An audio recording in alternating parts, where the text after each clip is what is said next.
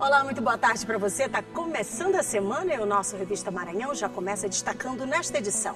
Você confere o Brasil registrando o recorde de feminicídios em 2025. No Maranhão, os números representam queda, mas o cenário ainda preocupa. E no Dia da Mulher, histórias de superação aqui na capital. Entre os números preocupantes da violência e também as iniciativas que a gente vai mostrar que estão transformando vida, trabalho e cidadania. E tem lei estadual criando política de valorização do trabalho da mulher e reforçando ações de combate à desigualdade de gênero no mercado profissional. Aqui no estúdio a gente vai bater um papo sobre esses avanços da segurança pública como mecanismos de proteção à mulher. E tem ainda a Assembleia Legislativa destinando R$1 milhão para a criação do Observatório do Feminicídio aqui no estado. Tá começando, tá no ar, é a sua revista de toda segunda-feira.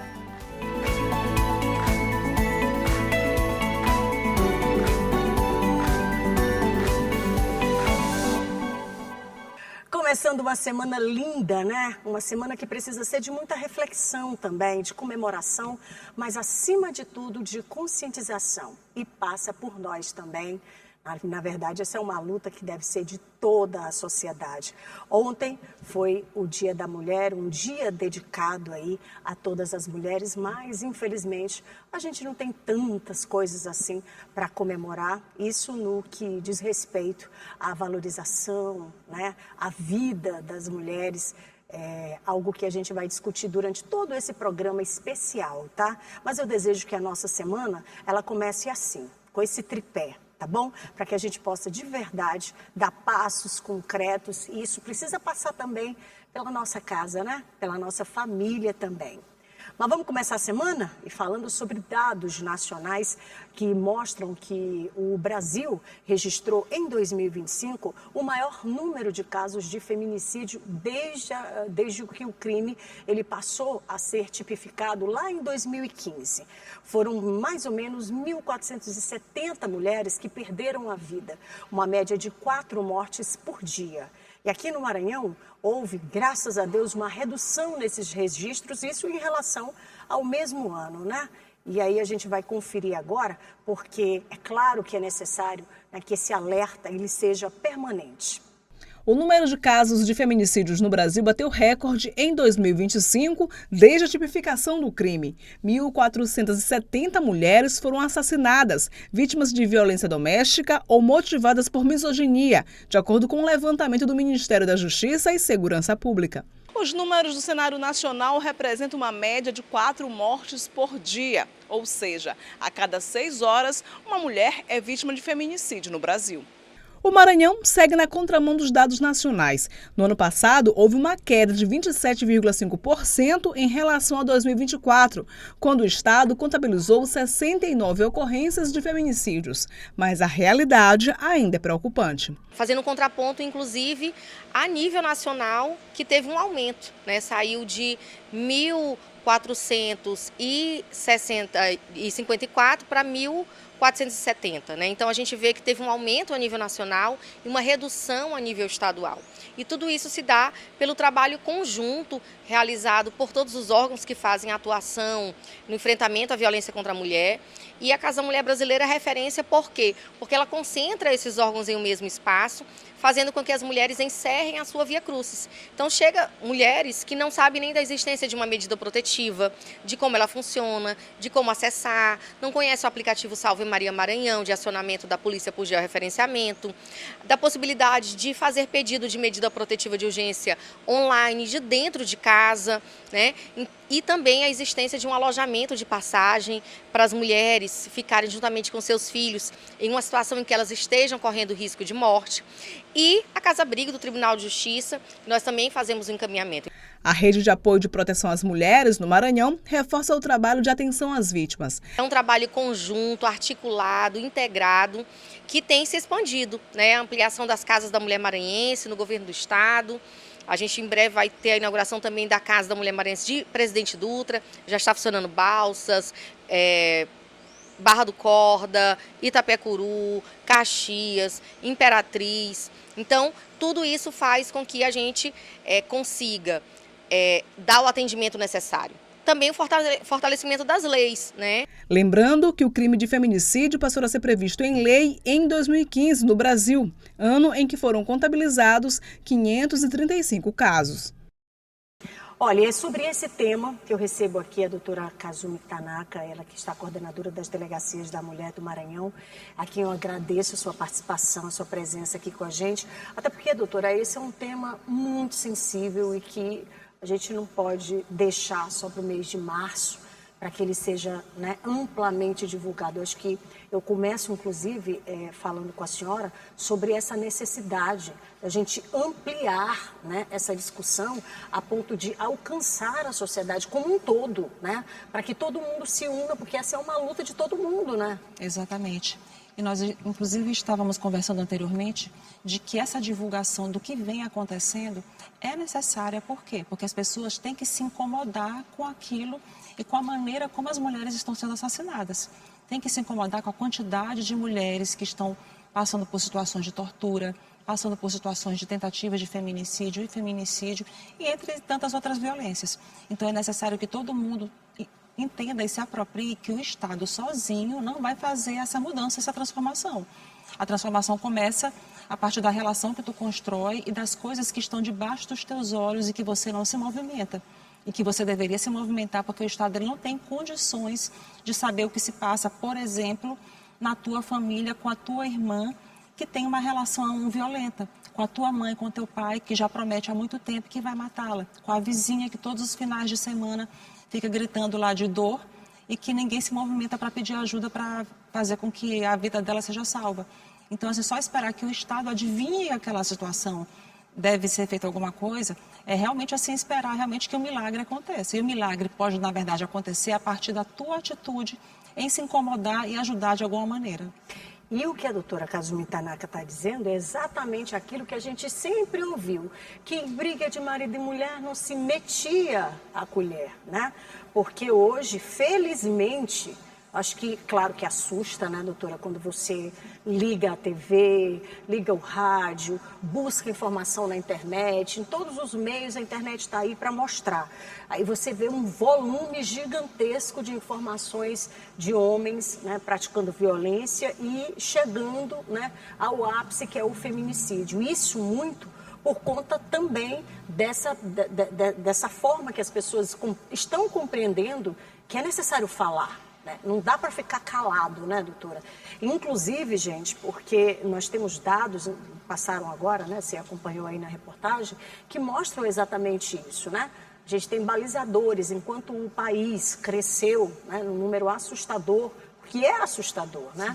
Números de violência, números de feminicídio, o Maranhão teve uma queda, né, doutora? Teve uma queda bem expressiva no número de feminicídios. E aí também quero destacar uma característica ainda mais específica do Maranhão. Dessas mulheres que foram vítimas tanto de feminicídio como tentativa, por exemplo, a maioria delas, a quase que totalidade, não tinha sequer um registro de ocorrência. E aí a gente sabe, considerando que o feminicídio ele não é um ato isolado, ele é o resultado de uma série de outras violências anteriores que foram praticadas, ou seja, aquela mulher não conseguiu se movimentar ou ninguém se movimentou por ela para que ela pudesse ser salva.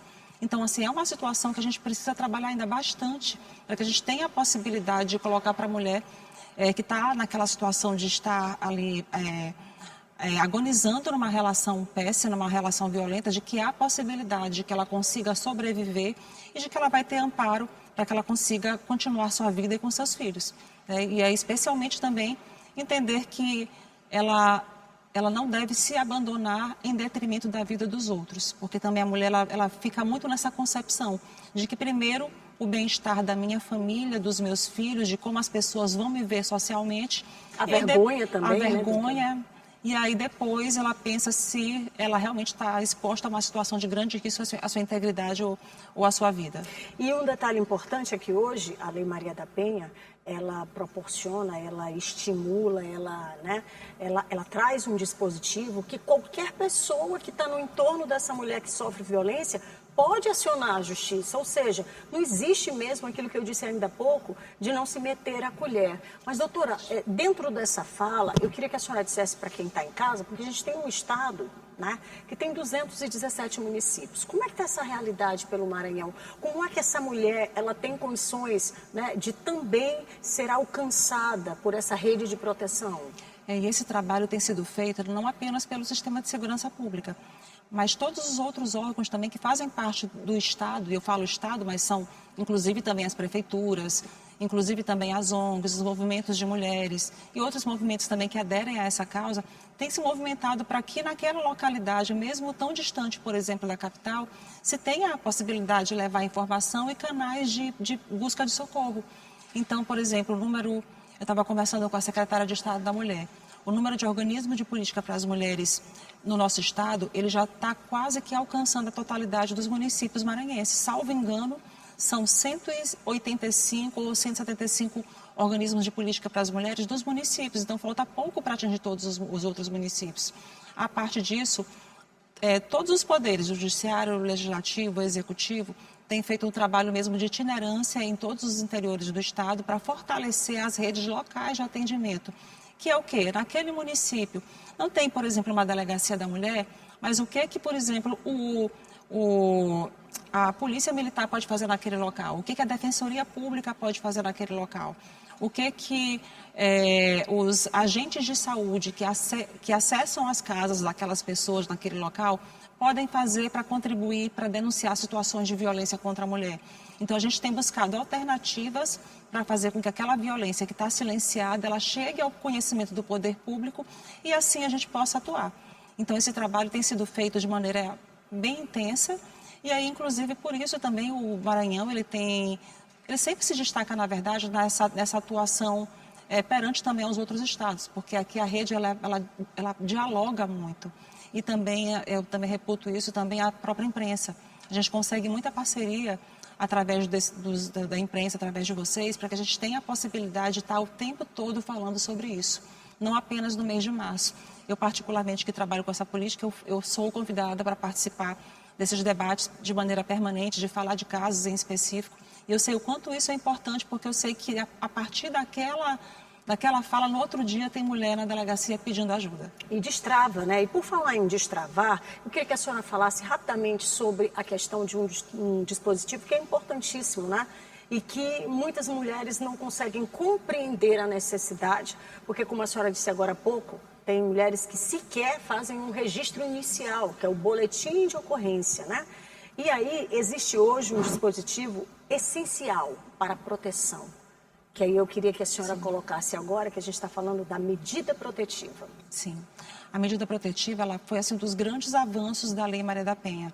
Porque até então, o que se tinha? A mulher, passando por uma situação de violência, ela ia, por exemplo, até uma delegacia registrar aquela ocorrência, mas ela voltava para casa e teria que esperar o desenrolar daquele processo, daquele inquérito policial. E aí já não, com a medida protetiva de urgência, ela foi na delegacia, registrou a ocorrência, ela já pode fazer aquele pedido. E qual é o pedido que ela pode fazer? Para aquele agressor, para ele não se aproximar dela, para não manter contato, para não mandar mensagem, para não frequentar a casa, por exemplo, da mãe dela, para que ele tenha restrito ou suspenso o porte de arma, se ele trabalhar armado. Sim. Para que ele pague pensão provisória para ela e para os filhos menores, sob pena de que, se ele desobedecer aquelas medidas determinadas pela Justiça, ele pode ser preso em flagrante delito ou pode ter a sua prisão preventiva decretada. De que maneira? A mulher vai comunicar para a autoridade policial que ele não está obedecendo àquela situação e aí a autoridade policial representa ao juiz pedindo a prisão preventiva. Paralelamente a isso, também nós temos o trabalho da Patrulha Maria da Penha, que ela já tem a possibilidade de atuar em vários municípios aqui do nosso Maranhão, em que o trabalho dela específico é monitorar as mulheres que pediram medida protetiva de urgência. Então, a mulher, quando ela pede medida protetiva de urgência, ela pode acionar a qualquer hora a Patrulha Maria da Penha, que pode fazer aquela intervenção imediata, ou então pode orientá-la sobre como ela deve proceder numa situação em que se verifica que há necessidade de comunicação para o Estado ou para a polícia. Então, ou seja, um mecanismo assim, excelente, realmente. As mulheres têm buscado muito essa possibilidade para ter suas vidas salvas e ter a sua paz restabelecida. E especialmente as mulheres que têm pedido medida protetiva, a grande maioria não tem sofrido tentativas de feminicídio e nem feminicídio. Muito bem, gente. A gente precisava era de tempo para ficar aqui falando por mais tempo sobre esse tema, que é um tema tão importante. Lembrando que os dispositivos, essa rede, ela está posta.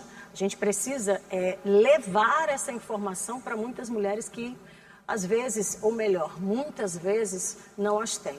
Doutora, eu queria te agradecer por estar aqui, porque eu sei que a tua agenda é concorridíssima, mas já queria pedir para você voltar com a gente aqui numa outra oportunidade, até para que a gente possa avançar nesse assunto. Ah, sem dúvida. Eu estou aqui sempre à disposição. Eu sei que isso aqui vai contribuir muito para muitas mulheres e muitos homens se movimentarem. É o que a gente espera, né? Verdade. Mas olha, antes de ir para o intervalo, deixa eu trazer para você que o Dia Internacional da Mulher, celebrado ontem, no dia 8 de março, ele acontece em meio a números, e a gente sabe que são números alarmantes. Mas apesar, né, desses números, desse cenário, a história é sim, viu, de superação e que nos motivam, sem dúvida, a acreditar, né, em dias melhores. E aí a gente vai conhecer projetos de capacitação, de geração de renda, que têm ajudado mulheres a reconstruir a sua vida com autonomia e muita dignidade. E é exatamente isso que eu quero mostrar agora para vocês na reportagem.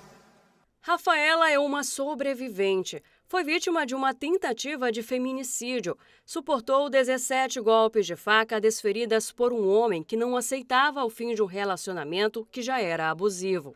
Fui vítima dentro da minha casa, né, que deveria ser o local mais seguro, por aquela pessoa que um dia teve um relacionamento comigo e que não aceitou o fim. Então a gente ainda vive numa sociedade muito machista, que faz da mulher um objeto e que não aceita perder esse objeto.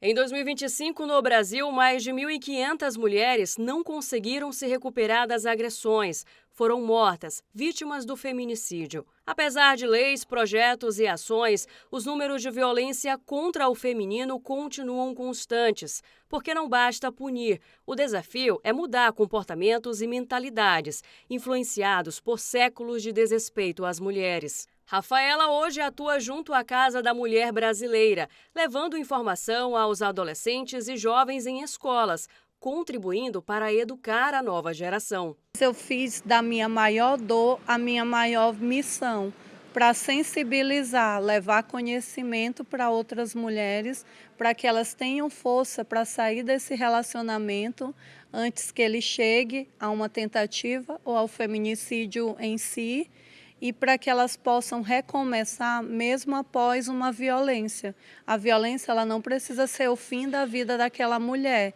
mas ela pode servir de impulso para aquela mulher não aceitar mais ser desrespeitada, ser amedrontada.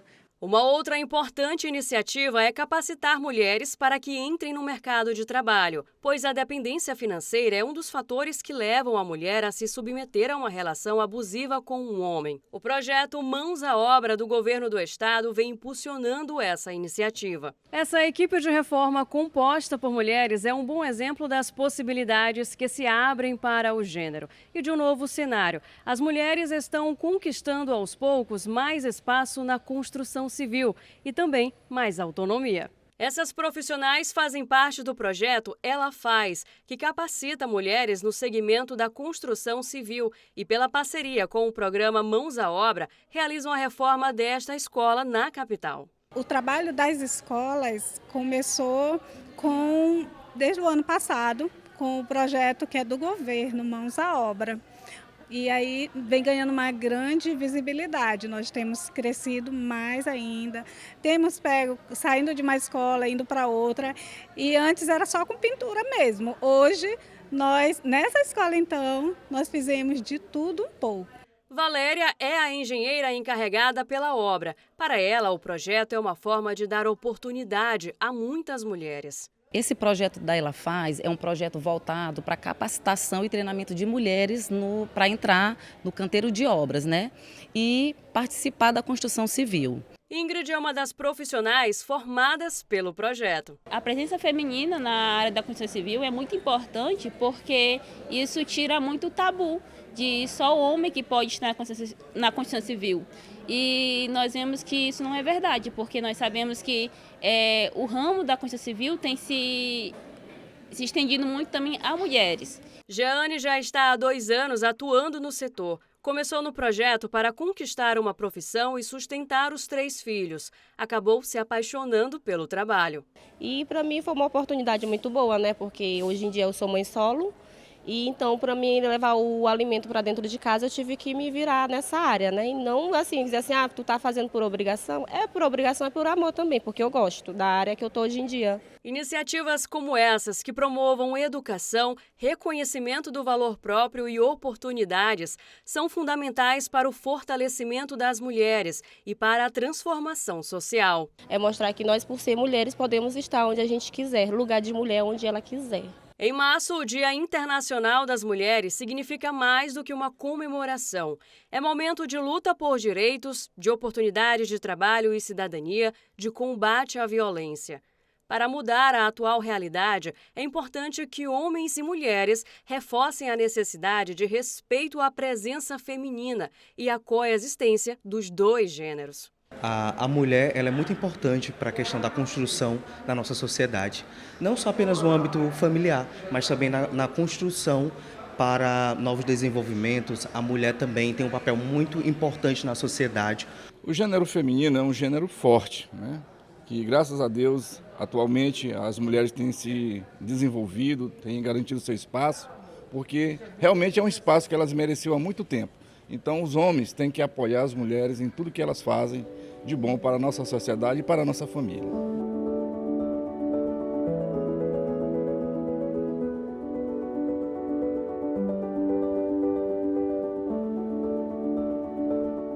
Histórias que inspiram, né? E que bom. Tomara que surjam mais histórias que é para a gente poder entender que esse protagonismo da mulher, ele não está nem perto de acabar, viu? Deixa eu ir para o intervalo, é bem rapidinho, na volta a gente volta falando sobre a lei estadual que está criando política de valorização e de trabalho da mulher e reforçando também ações de combate à desigualdade de gênero no mercado profissional.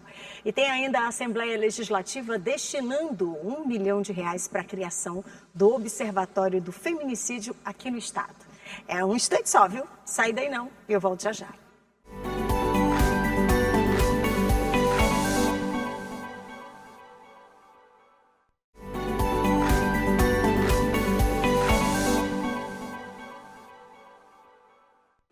Estou de volta com a nossa revistona de toda segunda-feira e que bom ter você aí do outro lado, viu? Se chegou só por agora, não tem problema, viu? A gente sempre está aqui a partir do 12h30 toda segunda-feira. Esse é o nosso encontro de toda segunda.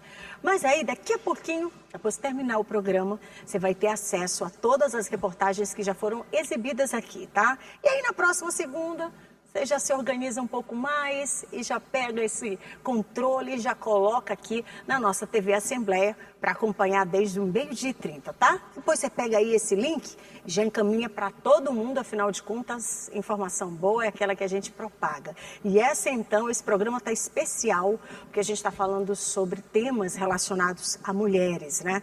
E aí a gente precisa sim fazer com que essa consciência ela seja provocada aí em toda a sociedade.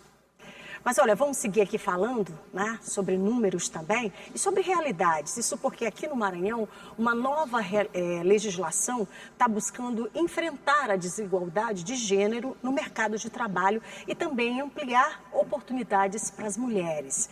É a lei que está criando a Política Estadual de Formação, Qualificação e Valorização do Trabalho da Mulher. Além, é claro, de instituir um comitê que está sendo voltado à promoção da igualdade nas relações profissionais.